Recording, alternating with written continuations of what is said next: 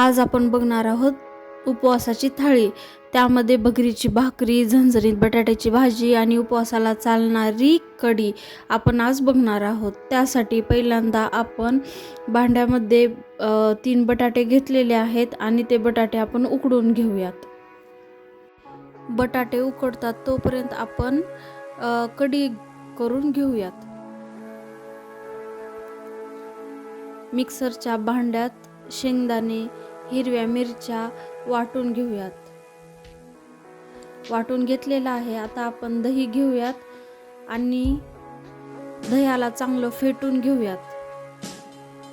दही चांगलं फेटून झाल्याच्या नंतर त्यामध्ये थोडंसं पाणी टाकून घेऊयात। आता पातेल्यामध्ये थोडंसं तूप घालूयात। तूप वितळल्याच्या नंतर त्यामध्ये थोडे जिरे घालूयात आणि जिरे चांगले कडकडल्यानंतर त्यामध्ये आपण मिक्सरमध्ये वाटलेलं वाटण घेऊयात। त्याला चांगलं परतून घेऊत आणि ते भाजून झाल्याच्या नंतर थोडंसं तेल सुटल्याच्या नंतर त्यामध्ये दही टाकून घेऊयात।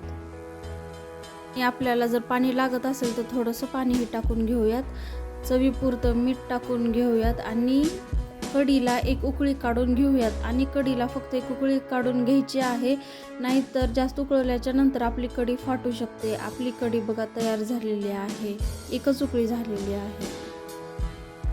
आपले बटाटे शिजले आहेत। बटाट्याचे साल काढून घेऊयात। तुमच्या इकडे पण अशीच उपवासाची कढी करतात का ते कमेंटमध्ये सांगा। बटाट्याचे साल काढून झाल्याच्या नंतर बटाटा मॅश करायचा नाही, त्याचे छोटे छोटे तुकडे करून घेऊयात। छोटे छोटे तुकडे करून घेऊयात, खूप मोठे तुकडे नाही करायचे। आपले तुकडे करून झालेले आहेत तोपर्यंत आपण कढईत तेल गरम करायला ठेवू। त्यामध्ये जिरे टाकून घेतलेले आहेत। जिरे कडकडल्याच्या नंतर मिक्सरमध्ये बारीक केलेली हिरवी मिरची टाकून घेऊयात। चांगलं परतून झाल्याच्या नंतर त्यामध्ये बटाट्याचे तुकडे टाकून घेऊयात आणि सगळं पूर्ण एकजीव करून घेऊयात। एकजीव झालेला आहे। त्यामध्ये थोडंसं पाणी टाकून घेऊयात, लागेल असं पाणी टाकून घेऊयात। चवीपुरतं मीठ टाकलेलं आहे। आता आपण त्यामध्ये थोडासा शेंगदाण्याचा कूट टाकून घेऊ आणि चांगलं परतून त्याला उकळी काढून घेऊयात। आपली बटाट्याची भाजीला चांगली उकळी आलेली आहे। आपली बटाट्याची भाजी झालेली आहे। तर आपली थाळीची मेन स्टेप आहे, आपण भगरीची भाकरी करायला घेऊयात। त्यामध्ये भगरीचं पीठ घेतलेलं आहे, थोडंसं पाणी टाकून आपण मळून घेऊयात आणि थोडंसं गरम पाणीही टाकून घेऊयात।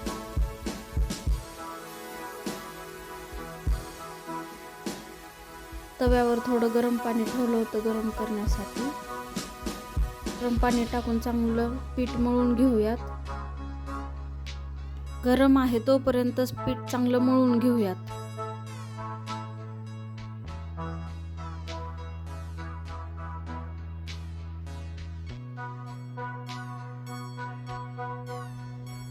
आपलं पीठ मळून झालेलं आहे। त्याचा एक गोळा घेऊया, छोटा गोळा आणि आपली भाकरीची भाकरी लाटायला घेऊ।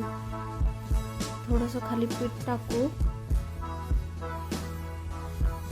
आणि भाकरी चांगली थापून घेऊया।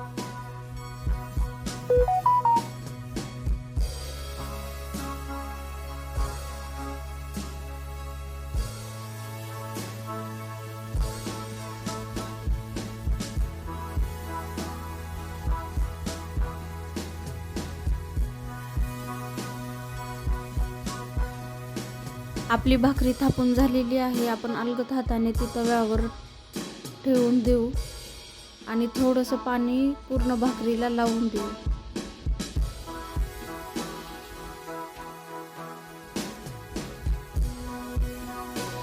पाणी लावून झालेलं आहे। आता आपली भाकरी एका बाजूने चांगली भाजून घेऊयात। आपली भाकरी एका बाजूने चांगली भाजलेली आहे। आता आपण त्याला पलटून घेऊयात।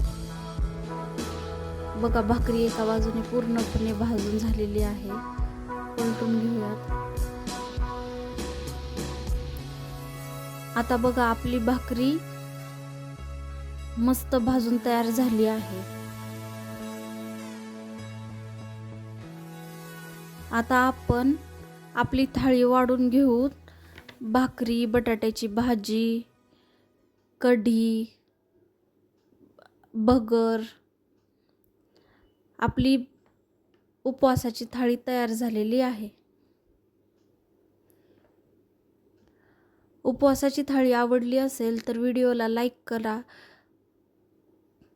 कमेंटमध्ये नक्की सांगा की कशी झाली. अजूनपर्यंत सबस्क्राईब केलं नसेल तर खास पंगतला सबस्क्राईब करून आपल्या पंक्तीत सामील व्हा. भेटू नेक्स्ट व्हिडिओमध्ये. तोपर्यंत काळजी घ्या, आनंदाने स्वयंपाक करा आणि प्रेमाने सगळ्यांना खाऊ घाला.